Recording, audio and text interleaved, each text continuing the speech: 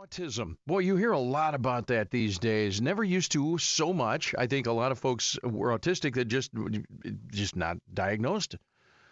ASD, autism. I can't even say it. Autism Spectrum Disorder.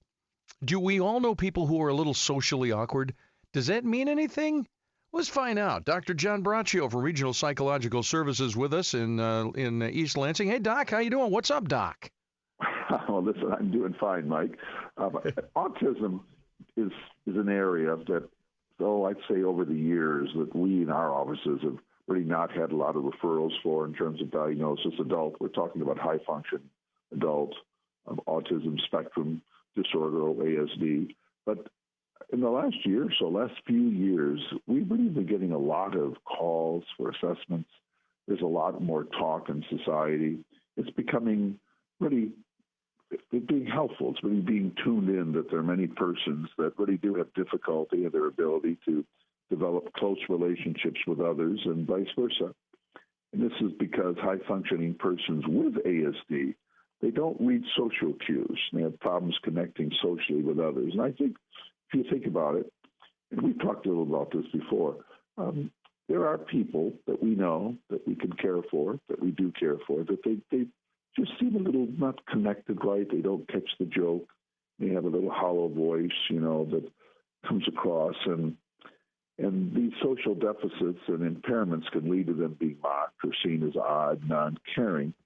And this is particularly difficult and painful in family relationships where parents, spouses, children, or siblings strongly desire a close relationship and misinterpret the person with ASD, their apparent aloofness, as signs of lack of interest or lack of caring and desired being available socially. And in reality, they lack the soft social skills and awareness to have close, intimate relationships. Because I think if you think about it, sure you run into persons in your life, could be a family member, could be a parent, that just don't seem connected, or you try to talk and try to get close and just can't seem to break through.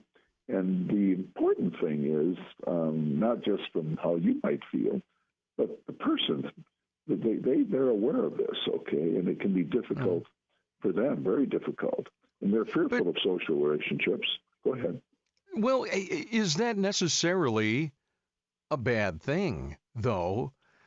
Maybe just this is a person who will write a novel or something. They're so they don't they're not outgoing all the time. Is that so bad? Well, we have to fix that, Mike.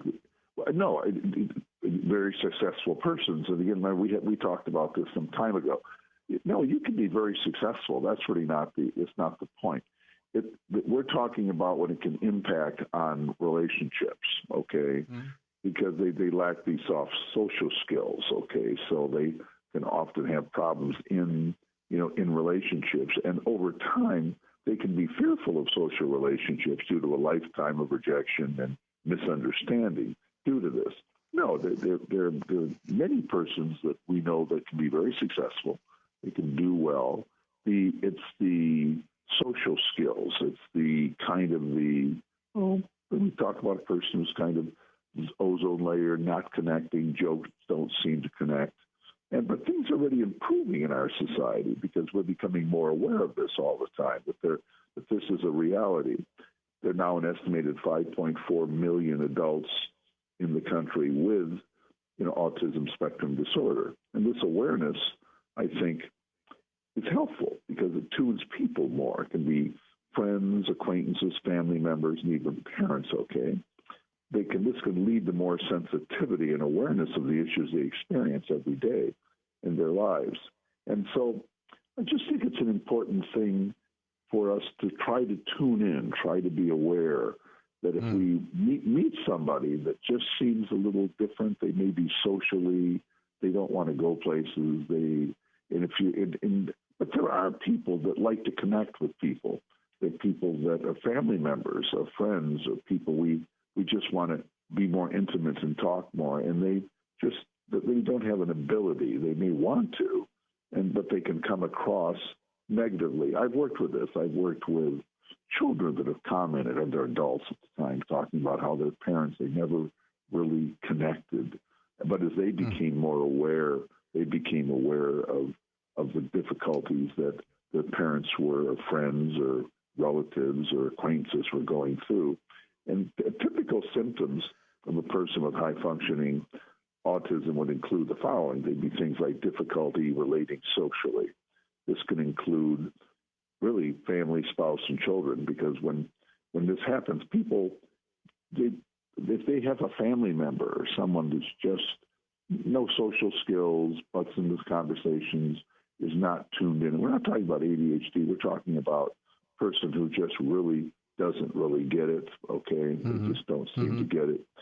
And they may have intense interest in certain things, okay? They want predictability. These are the common types of traits, not that everyone has all of these. And problems processing emotional interactions. Okay, hard time expressing inner feelings.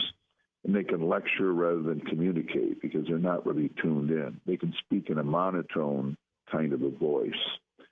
And they also can often have, with the autism, they can have anxiety, depression, ADHD, and learning delays. So I think what we want to do is when we live our life, we always want to, when we encounter people, if we do run into somebody who has some of these traits, and they certainly can be very good people, and you see that they're just having trouble connecting or being socially adept, okay? Those are people we can, always talk to, be friendly, and not see them as weird or odd or non-caring, but just be aware that they're different, okay? They have different ways of looking at life, and just be kind of tuned into that, because when you're talking about, 5.4 million being estimated, and we're getting more tuned into this and more aware of it, because I do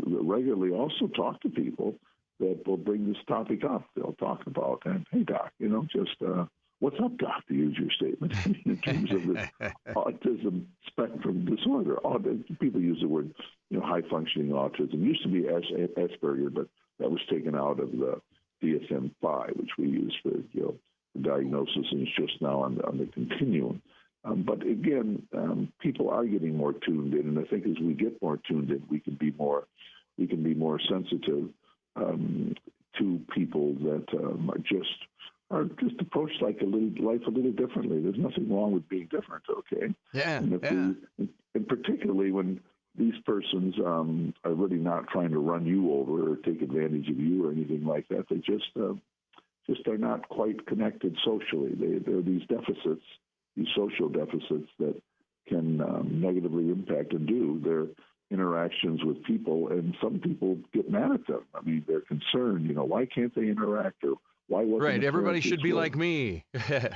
We all want everyone to be like me. Yeah. Well, Mike, there's a lot of that in life, and I think just as we're more sensitive, and this is really a condition. What I mean, it isn't like someone who just says, "I'm a this, I'm a that, you're a this."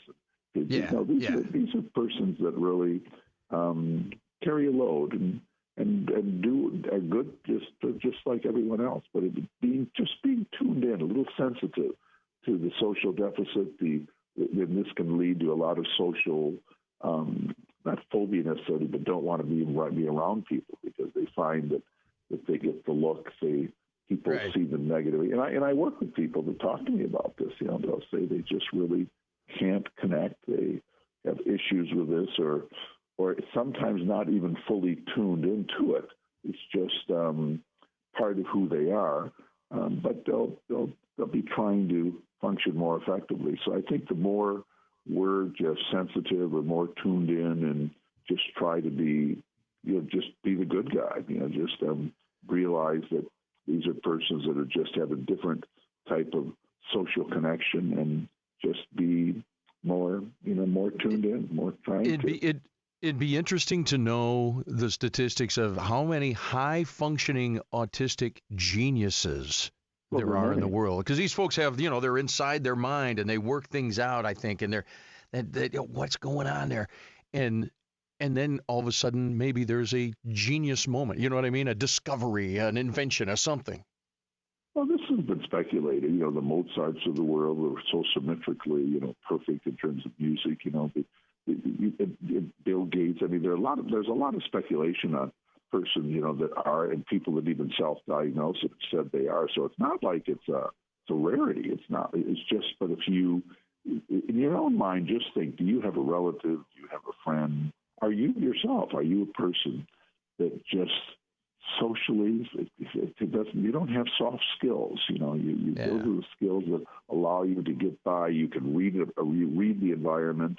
You can just intuitively know what a person is like, but they don't have this. This doesn't mean they can't be enormously successful, because, like you say, there are a lot of people that have been very successful that are autistic. And again, this is a topic we've talked about before. Right.